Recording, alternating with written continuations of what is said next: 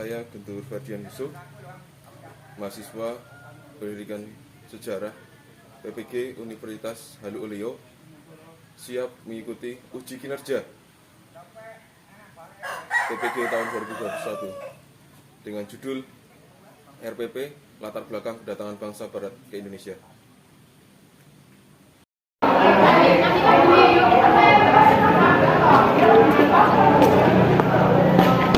Dimaksud?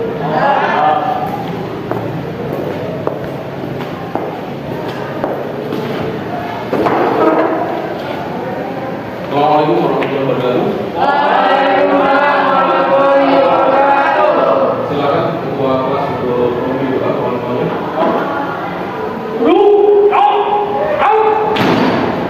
Untuk memulai kegiatan pada pagi hari ini, marilah kita berdoa terlebih dahulu. Mulai.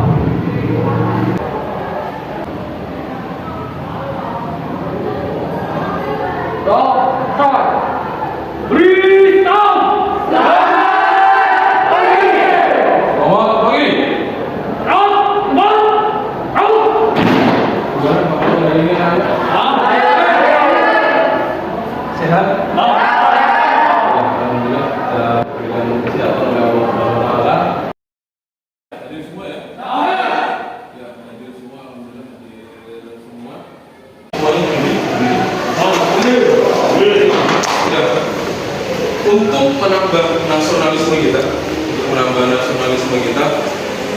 mari bersama-sama kita menyanyikan lagu Garuda Pancasila. Hafal semua?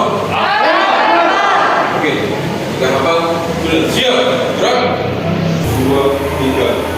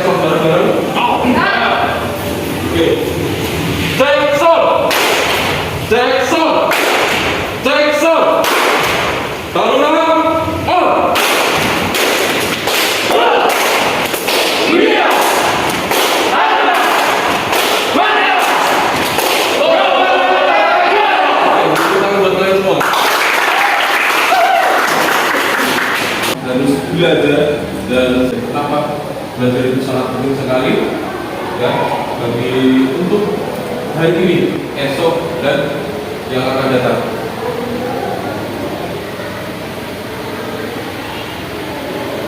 Untuk hari ini dan yang akan datang. Oke, materi yang lalu yang kita bahas mengenai tentang kerajaan Islam yang ada di Indonesia. Ya, contohnya apa? Hasil peninggalan kerajaan Islam yaitu Masjid Agung Demak, ya Masjid Agung Demak, kemudian apalagi Masjid Agung Baitur Rahman ya, yang ada di Aceh. Hari ini kita bahas tentang kedatangan bangsa Barat atau bangsa Eropa ke Indonesia ya, kedatangan bangsa Barat ke Indonesia. Hari ini materinya mengenai ini ya. Adapun dasar pada hari ini yaitu menganalisis proses masuk perkembangan penjajahan bangsa Eropa ke Indonesia, kemudian indikator yang harus kalian capai yaitu menganalisis latar belakang kedatangan bangsa Eropa ke Indonesia, kemudian merekonstruksi kronologi kedatangan bangsa Eropa ke Indonesia. Adapun tujuan pembelajaran yaitu setelah pembelajaran diharapkan peserta didik diharapkan mampu menganalisis mengenai latar belakang masuknya bangsa Eropa ke Indonesia dengan benar. Setelah pembelajaran tadi diharapkan mampu merekonstruksi kronologi kedatangan bangsa Eropa ke Indonesia dengan tepat. Kemudian setelah Setelah peredaran tadi diharapkan mampu menyimpulkan dalam bentuk tulisan tentang proses masuk dan perkembangan bangsa Eropa ke Indonesia dengan baik. Ada tujuannya hari ini kita belajar ya. Saya harap kalian semua memahaminya dan semua dapat mengerti mengenai materi hari ini. Ya, ada pun pengantar ya, pengantar materi pada hari ini yaitu yang pertama mengenai kolonialisme. Ya, kolonialisme itu adalah berasal dari kata koloni yang berarti wilayah kekuasaan dan paham. Adapun kolonialisme itu paham yang menganut adanya perkembangan kekuasaan suatu negara atas wilayah beserta manusianya yang berada di luar batas negaranya. Itu pengertian dari kolonialisme. Kemudian imperialisme, ini adalah paham tentang penjajahan ya. Imperialisme yaitu yang berasal dari kata imperium yang berarti memerintah, dan isme itu paham. Jadi imperialisme adalah suatu sistem jajahan yang dibentuk dengan cara membentuk pemerintahan jajahan di wilayah yang dijajahnya. Itu pengertian dari imperialisme ya. Nah, setelah ini saya harap kalian mengamati video ya. Mengamati video.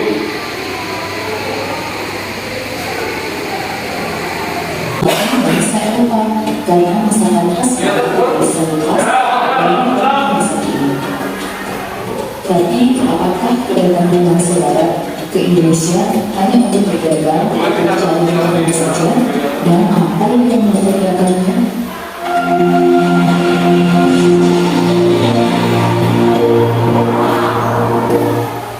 Latar belakang kedatangan bangsa Barat ke Indonesia di antaranya adalah yang pertama, kemajuan militer. Adanya kemajuan teknologi seperti penemuan kompas, navigasi, dan buku mesiu pada saat itu mendorong bangsa Barat untuk melakukan penjelajahan yang pada akhirnya menemukan bumi Nusantara. Latar belakang kedua adalah ingin membuktikan bahwa bumi itu bulat. Pembuktiannya dengan cara jika sebuah perairan dilakukan terus tanpa kembali ke arah, maka akan kembali ke tempat semula. Yang ketiga adalah cara pemahaman. Bangsa Eropa sangat membutuhkan pemahaman untuk dijadikan alat, menaruh makanan alami dan membinasakan serta dapat menghantarkan badan ketika datangnya musim dingin. Latar belakang berikutnya adalah dikarenakan biasanya memang Konstantinopel dan Kekaisaran Turki sendiri. Hal ini menyebabkan terputusnya hubungan perdagangan antara Eropa dengan Asia Barat yang berakibat rempah-rempah menjadi langka dan sulit dicari di pasaran Eropa.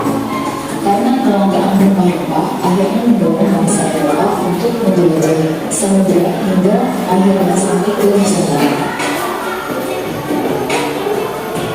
Yang kelima adalah motivasi IPP, yaitu growing dan prosperity.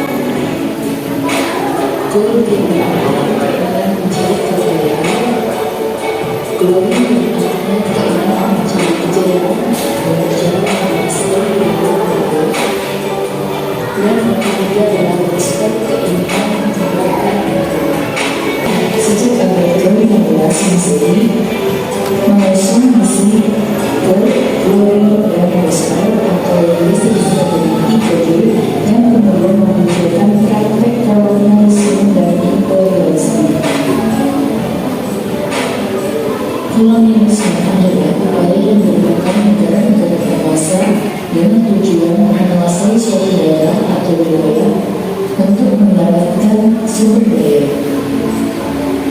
Sedangkan imperialisme adalah suatu sistem dalam dunia politik yang bertujuan untuk menguasai negara lain dengan memperoleh kekuasaan atau keuntungan dari negara yang dikuasai.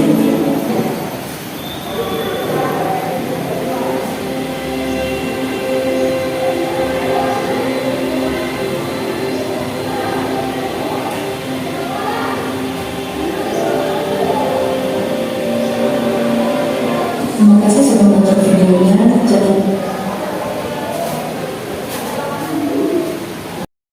Kalian amati ya. Ada yang dapat kalian petik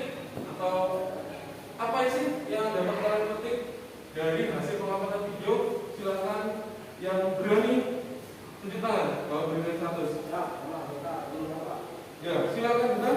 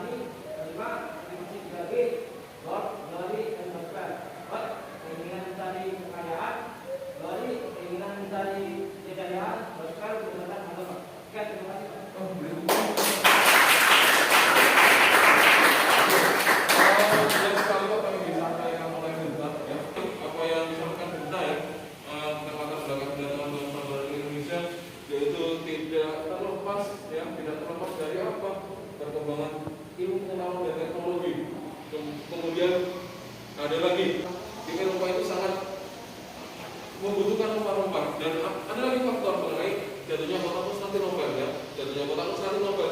Jatuhnya kota Konstantinopel seperti apa? Konstantinopel itu tempatnya di mana, Pak? Tempatnya di Turki ya. Karena apa? Di kota Konstantinopel dulunya itu adalah wilayah dagang di Eropa. Semenjak kota Konstantinopel jatuh ke tangan Turki, yaitu yang menjatuhkan adalah Muhammad Al-Fatih ya, Muhammad Al-Fatih membuat kota Konstantinopel tidak boleh melaksanakan perdagangan ketika itu. Akhirnya apa? Mereka mencari di mana sebelum Palembang itu berada. Itu adalah faktor-faktor mengenai latar belakang kedatangan bangsa barat ke Indonesia. Ya, ada yang ditanyakan dari penonton video ini? Ya, kalau Bikam yang bertanya Pak. Oke, silakan Bikam. Saya masih belum paham ini Pak tujuannya Pak.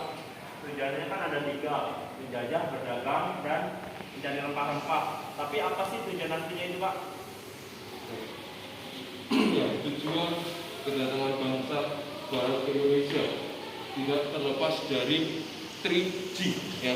Kalau HP itu sekarang udah 5G, kalau dulu kan ada 3G. Yaitu yang pertama itu goal. Yaitu goal. Goal itu yang berarti emas, yaitu mencari kekayaan. Kemudian apalagi glory ya. Glory yaitu mencari kejayaan. Kemudian apa? Gospel yaitu menyebarkan agama Nasrani. Jadi agama Alkitab atau agama Nasrani itu berbarengan dengan kedatangan bangsa barat ke Indonesia. Oke, beri tepuk tangan buat mereka. Adapun tugas hari ini ya, tugas hari ini ya, Bapak akan membentuk kelompok ya, Bapak akan membentuk kelompok kepada kalian semua. Ya, saya akan Bapak akan membentuk tugas, akan mengasih tugas kepada kalian semua. Ya, yaitu kelompok 1 yang dituakan yaitu Siti Imas Nuraini. Tujuh tangan. Kelompok 2 Fatur. Kelompok 3 Gilas. Nah, oke. Secara demokrasi ya, yang ini kelompoknya Fatur itu 7 angka 2 karena kelompok 2 ya, 2. Kelompoknya Imas angka 1 dan kelompoknya Gilas angka 3. Silakan secara demokrasi yang ingin kelompoknya Gilas, Fatur dan Siti Imas silakan tunjuk angka masing-masing. Go. Oke, sudah semua. Kelompok 1 tunjuk tangan. Kelompok 2, kelompok 3. Oke, silakan berpindah. Kelompok 1 itu di depan, kelompok 2 di belakang, kelompok 2 di belakang, kelompok 3 di sebelah sini. Silakan diangkat kursinya dan membentuk lingkaran. Go.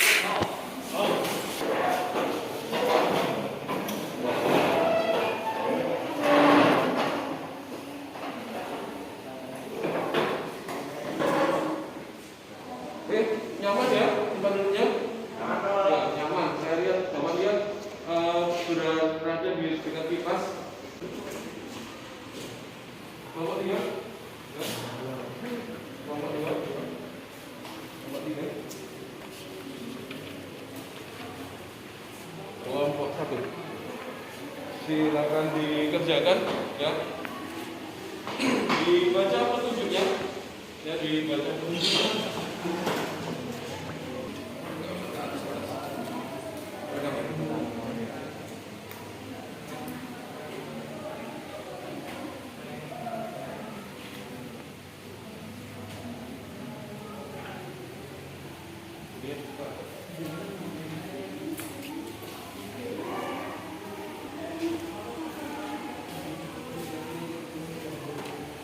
Oke, silakan diamati, dicari di buku ya. Boleh kalian membuka handphonenya, boleh buka handphonenya ya. Tuh, dibuka handphonenya. Kalau mencari informasi pakai HP nggak apa-apa tuh.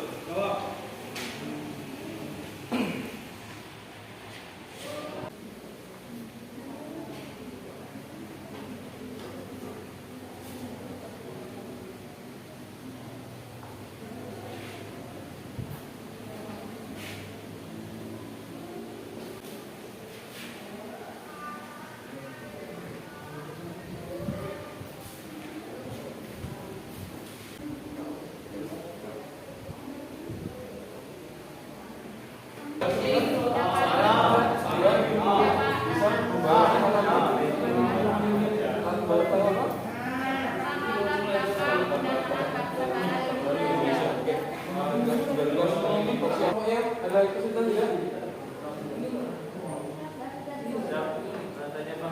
Kan ada 5 negara coba yang menjajah di Indonesia. Cuma ada 4, tapi Jepangnya juga masuk, Pak. Oh iya, ada 5 negara yang pernah menjajah Indonesia. Yang pertama yaitu ada Portugis, Spanyol, Belanda, Inggris. Nah, yang kamu tanyakan kenapa Jepang tidak masuk? Seperti itu. Ya, kenapa Jepang tidak masuk?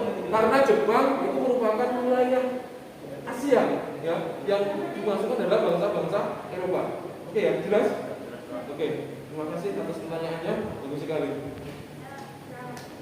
Gimana? Baik? Jelas, Pak. Jelas. Bukan tentang apa materi Mbak, kita membandingkan masa pemerintahan William Inggris dengan masa pemerintahan Inggris, Pak. Inggris. Siap. Siap. Sudah jelas. Oke, yang kurang jelas nanti bisa ditanyakan ya, bisa dikoordinasikan dengan Bapak. Silakan ditambahkan lagi materinya. Siap.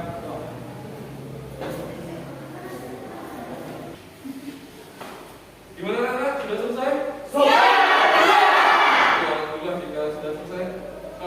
Silakan perwakilan kelompok maju ke depan untuk menentukan.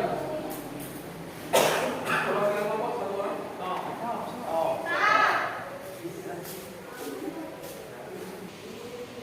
Gambreng ya, untuk menentukan kelompok siapa yang maju duluan. 1, 2, 3. Oke, pahalayun gambreng. Oke, kelompok 1 duluan. Ya. Kelompok, ya ini menentukan maju kedua, sweet. 1, 2, 3. Oke, menang kelompok 2. Oke, silakan kelompok 1 untuk mempresentasikan hasilnya. Ya, untuk mempresentasikan hasilnya. Oke, silakan. Siap, lama, kita duluan. Oke. Assalamualaikum warahmatullahi wabarakatuh. Dan terhormat, Al-Guntur selaku pembimbing. Di sini, izin perkenalkan diri. Nama Rahman Desa Putra sebagai moderator. Siti Iman setelah ini sebagai pemateri. Rama Aulia sebagai sekretaris. Gerhana Dewa Duta dan Kami Mugie sebagai anggota. Di sini saya mewakili kelompok 1 akan menganalisis latar belakang kedatangan bangsa Eropa ke Indonesia yang akan disampaikan oleh Siti Iman setelah ini. Silakan. Izin Pak Guntur untuk menyampaikan materi. Latar belakang kedatangan bangsa Barat ke Indonesia. Sejak dahulu Indonesia telah menjadi primadona bagi bangsa-bangsa asing. Terbentang di antara 2 samudra dan 2 benua telah menjadikan Indonesia salah satu negara dengan kekayaan alam yang melimpah. Ditambah lagi Indonesia berada di jalur perdagangan internasional. Kekayaan alam Indonesia yang melimpah telah menarik perhatian bangsa Barat untuk datang ke Nusantara. Bahkan hampir di setiap daerah memiliki rempah pilihan serta mempunyai karakteristik dan cita rasa yang khas. Hal inilah yang menjadikan bangsa Barat berbondong-bondong untuk masuk ke Indonesia dengan alasan berdagang. Kendati demikian,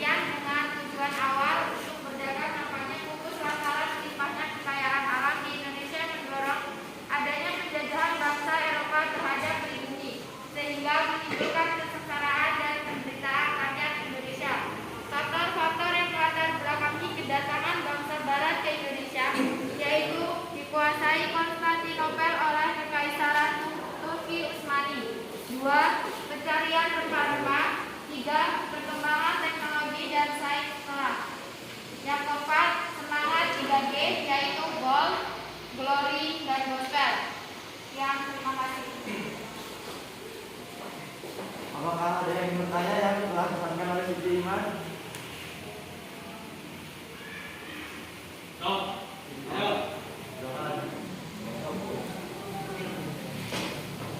Bagaimana perkembangan teknologi dan sains setelah kedatangan bangsa Barat ke Indonesia? Siap, nama ini. Izin menjawab pertanyaan dari Fatur. Tadi dari kelompok 3.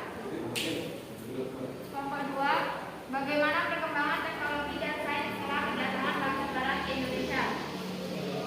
Perkembangan teknologi dan sains setelah kedatangan bangsa Barat ke Indonesia yaitu kekalahan di perang salib. Perkembangan teknologi dan sains di Eropa justru berkembang pesat seiring berakhirnya fase abad gelap dan digantikan dengan Renaissance alias abad pencerahan sejak abad ke-15 Masehi.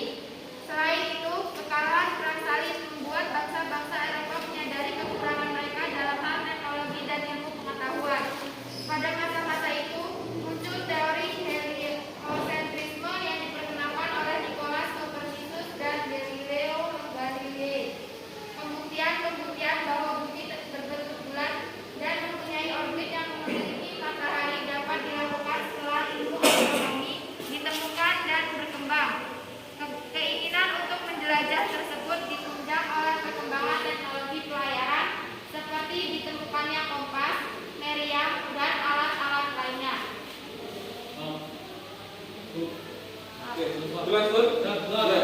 Oke, perlu Bapak garis bawahi ya.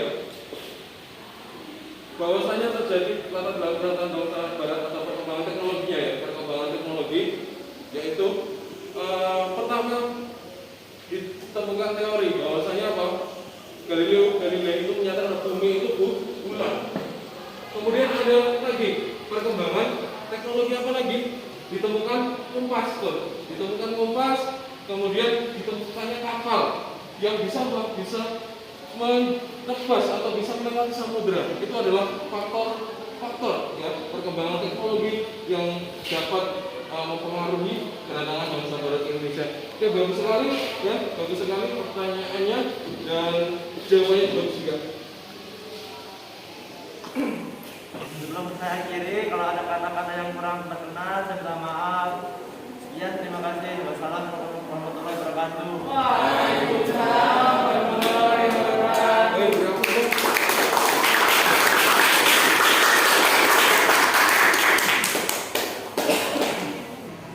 Oke, kelompok 2 sudah selesai, silakan dipresentasikan hasilnya. Stop.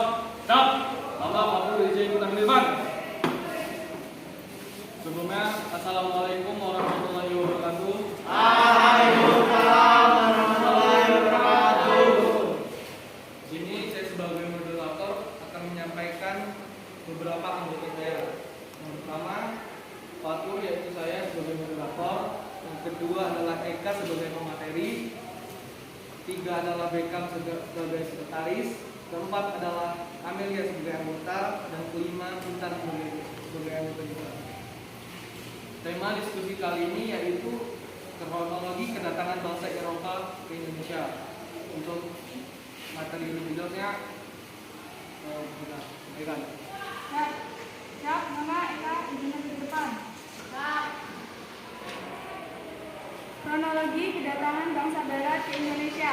Ada beberapa bangsa Barat yang datang ke Indonesia, antara lain yang satu ada Portugis yang melakukan penjelajahan samudra dan sampai di Tanjung Harapan Afrika Selatan pada 1488 yang dipimpin oleh Bartolomeu Dias. Lalu penjelajahan diteruskan oleh Vasco da Gama yang sampai di Bolivia pada tahun 1900 ke Portugal dengan membawa rempah lengkap. Untuk itu, Portugis melanjutkan ekspedisi ke timur yang dipimpin oleh Alfonso untuk menguasai Malaka dan berhasil menguasai Malaka sebagai pusat perdagangan remah-remah di Asia Tenggara pada 10 Agustus 1511. Negara yang kedua ada Spanyol. Orang Spanyol yang pertama kali melakukan penjelajahan samudra adalah dan berikutnya dilakukan oleh Magallanes dari Spanyol ke barat daya melintasi Samudra Atlantik dan sampai di ujung selatan Amerika. Kemudian melewati Samudra Pasifik dan negara di Filipina pada tahun 1531. Pelayaran ini berpengaruh bagi dunia ilmu karena dirinya berhasil membuktikan bahwa bumi itu bulat. Penjelajahan Magallanes kemudian dilanjutkan oleh 11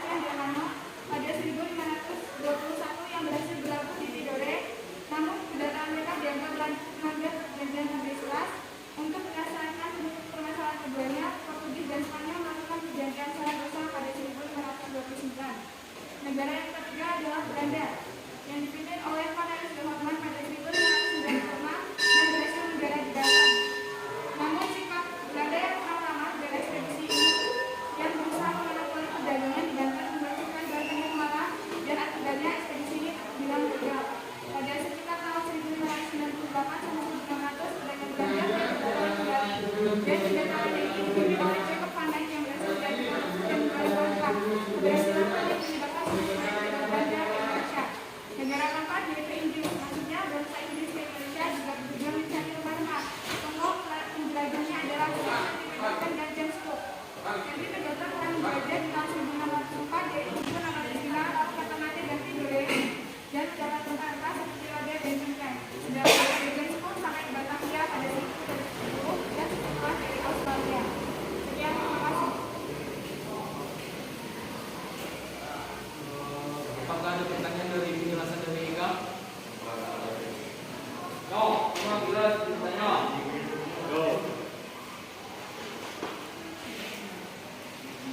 Jelaskan hasil dari perjanjian Tordesillas antara Spanyol dan Portugis. Ya, terima kasih. Terima Eka juga. Dan hasil dari perjanjian Tordesillas adalah membagi dunia melalui garis demarkasi yaitu garis lurus yang ditarik dari kutub utara ke kutub selatan sekitar 320 mil dari barat Kepulauan Tanjung Verde, dan dalam hal ini Portugis diberikan hak untuk menguasai wilayah di sisi barat serta tidak diperbolehkan untuk menjajah wilayah yang dipimpin oleh Kamar Pemasaran. Oke, gimana kemudian? Ya, jelas Pak. Jelas. Oke, begini. Bapak kasih tengah ya, ada perjanjian antara Tordesillas antara Portugis dan Spanyol. Nah, perjanjian tersebut itu membagi wilayah, ya, membagi wilayah kekuasaannya.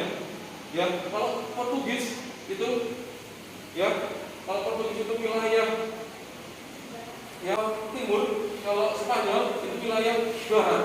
Ya, timur itu dari mana? Dari Filipina sampai dengan ke Indonesia itu adalah wilayah lautnya Portugis, ya, atau perjalanan Portugis, dan kemudian barat itu adalah Spanyol. Oke, ya. Oke. Jelas? Ya, jelas Pak. Cukup sekian. Mohon maaf jika ada perkataan yang tidak enak untuk didengar. Saya perwakilan dari kelompok 2 mengakhiri. Wabillahi taufiq wal hidayah. Wassalamualaikum warahmatullahi wabarakatuh.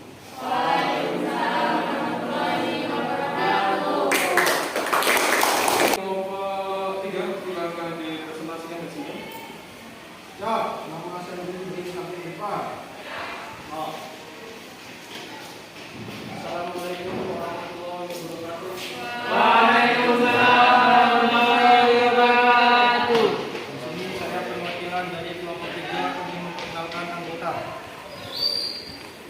Yang diwardani sebagai moderator yaitu saya, Valen Edi Pratama sebagai pemateri, Aryani Sudarwati sebagai sekretaris, Dinas Parus dan Faisya Aldia sebagai anggota. Tema kali ini adalah masa pemerintahan sebelum Inggris dan masa pemerintahan Inggris bangkrut dan pengaruhnya hingga saat ini di Indonesia. Kepada Valen Edi sebagai pemateri, silakan dibacakan materinya. Siap, nama kalian izin menjadi materi.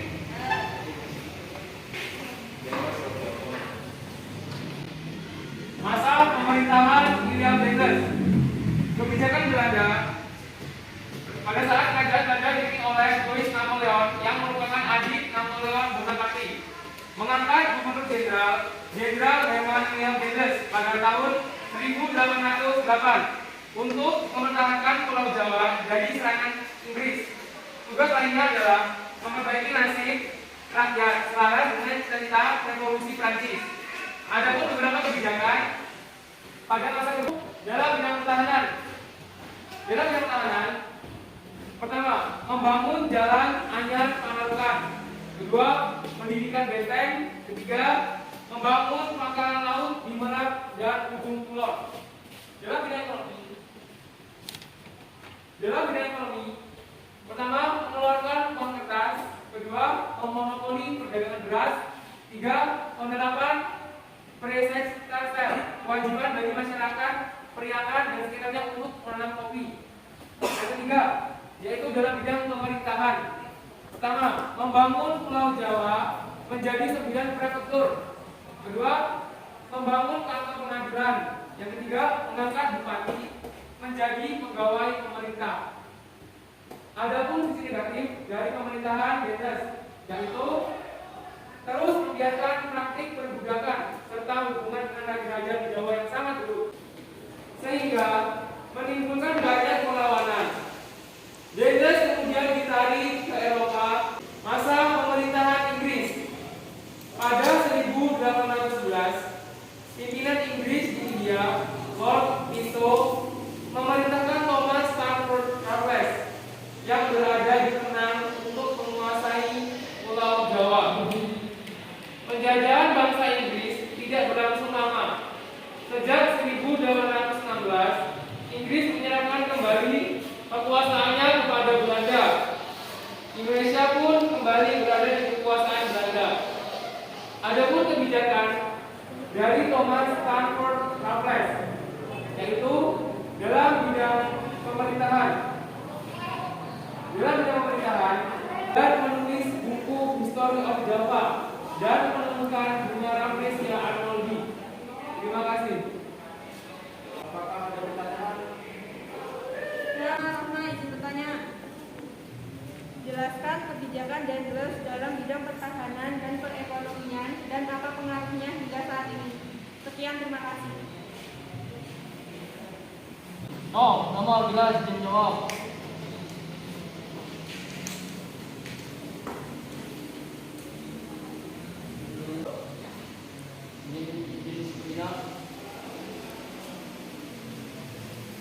Jawaban yang tadi ditanya oleh kelompok 1. Yang pertama dalam bidang pertahanan, membangun jalan anyar Pandarukan, mendirikan benteng, membangun ringkasan laut di Merak dan Ujung Kulon. Yang kedua dalam bidang ekonomi, mengeluarkan uang kertas, monopoli perdagangan beras, menerapkan sel kewajiban bagi rakyat ringan dan sekitarnya untuk menanam kopi. Oke, baik sekali presentasi dari kelompok 1, 2, dan 3 yang sudah menampilkan yang terbaik dari setiap kelompok masing-masing. Dan saya harap ketika presentasi, karena kalian menggunakan masker nih, itu suaranya keras, ya, suaranya agak keras, biar semuanya kedengaran. Biar semuanya kedengaran. Kemudian kelompok 1 membahas tentang latar belakang kedatangan bangsa baru Indonesia, kelompok 2 yaitu kronologi kedatangannya, dan kelompok 3 itu membahas tentang pemerintahan, ya, pemerintahan Dendes dan pemerintahan Stamford Raffles yang ada di Indonesia. Nah, semua disampaikan dengan baik, ya, semua disampaikan dengan baik. Ada pun pesan moral yang dapat diambil, ya, pesan moral yang dapat diambil yaitu pada kelompok 2 itu ada Terima kasih. jelas kelompok 1? Silakan duduk. Ya, bagus sekali penjelasannya, ya, pada masa pemerintahan Dendes yang bisa dirasakan pada sampai hari ini, yaitu ada jalan raya Anyar Panarukan. Ya, Anyar Panarukan itu dibangun oleh masa pemerintahan Dendes. Ini masih bisa digunakan pada saat ini. Kemudian pada masa Stamford Raffles, ya, pengaruhnya hingga sampai saat ini itu adalah ditemukannya bunga Rafflesia, kemudian menulis buku History of Java, kemudian apa lagi menemukan Candi Borobudur, ya, itu penggalian pada masa Stamford Raffles. Oke, itu saja tambahan dari saya. Silakan ditutup. Thank you. Ya, terima kasih atas penampilannya. Kurang lebih mohon maaf. Saya akhiri. Wassalamualaikum warahmatullahi wabarakatuh.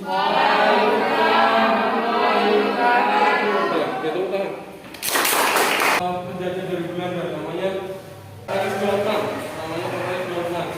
Cornelis Doorman itu, ya, Cornelis Doorman itu orangnya sombong. Ketika sombong itu, ya, ketika dia sangat sombong sehingga diusir oleh Raja Banten ketika itu.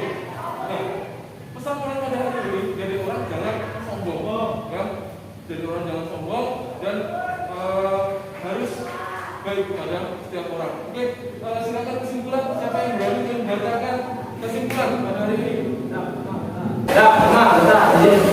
ada kesimpulan dari kegiatan belajar ini, yaitu latar belakangnya Indonesia terbentang di antara dua samudra dan dua benua yang menjadikan Indonesia sebagai salah satu negara kekayaan alam yang melimpah.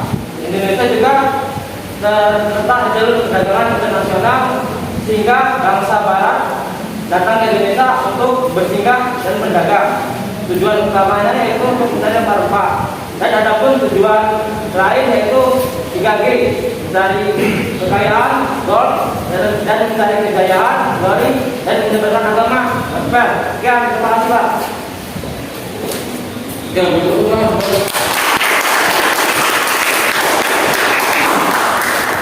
Oke, tepat sekali kesimpulan pada hari ini ya. Kesimpulan pada hari ini tentang latar belakang kedatangan bangsa Barat ke Indonesia. Yang pertama yaitu karena perkembangan teknologi yang jelas kemudian jatuhnya kota-kota Nobel, dan Indonesia itu merupakan penghasil rempah-rempah terbaik di dunia ya.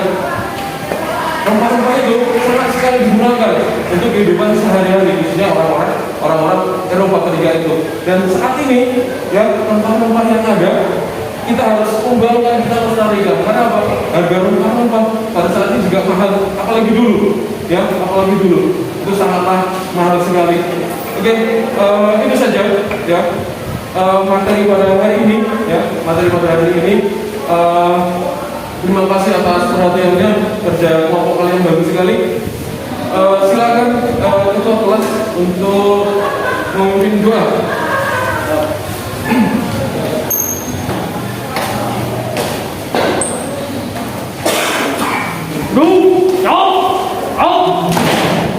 Untuk mengakhiri kegiatan pada pagi hari ini, marilah kita berdoa terlebih dahulu.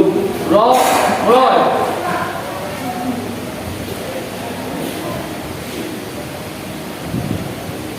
Berdoa selesai. Beri salam. Selamat pagi, Bapak Diri. Assalamualaikum warahmatullahi wabarakatuh.